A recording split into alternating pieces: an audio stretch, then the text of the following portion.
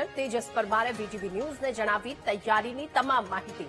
હવામાન વિભાગે 2 થી 4 જુલાઈએ અતિભારે વરસાદની આગાહી કરી છે। હવામાન વિભાગની આગાહી પર જિલ્લા વહીવટીતંત્રની સતત નજર હોવાનું તેજસ પરમારે કહ્યું। જિલ્લા વહીવટીતંત્રે તમામ જરૂરી પૂર્વ તૈયારીઓ કરી લીધી છે અને સુરતની તમામ નદી, ડેમ અને જળાશયો હાલ ભયજનક સપાટીથી નીચે હોવાનું તેમણે જણાવ્યું। તમામ જળાશયો પર વહીવટીતંત્રની નજર છે।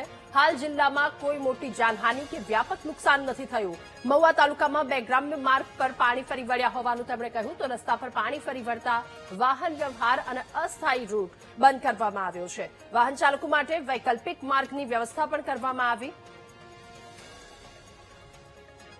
તૈયારીની વાત કરીએ તો જિલ્લા ઇમરજન્સી ઓપરેશન સેન્ટર આપણું 24/7 કાર્યરત છે।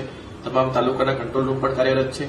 એ સિવાય સુરત મહાનગરપાલિકાનો ફાયર વિભાગ, કામરેજનું ઈઆરસી સેન્ટર તેમજ તમામ નગરપાલિકાઓના ફાયર વિભાગ પણ બચાવ અને રાહતની કામગીરી માટે સંપૂર્ણ સુસજ્જ છે।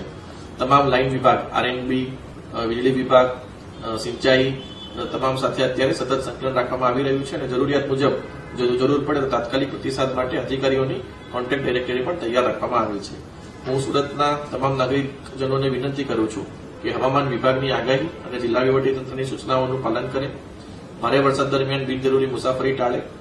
નદી, નાળા, કોઝવે અને પાણી ભરાયેલા માર્ગો પાર કરવાનો પ્રયત્ન ન કરે અને અફવાઓથી ખાસ કરીને દૂર રહે અને સત્તાવાર માહિતી પર જ વિશ્વાસ રાખે।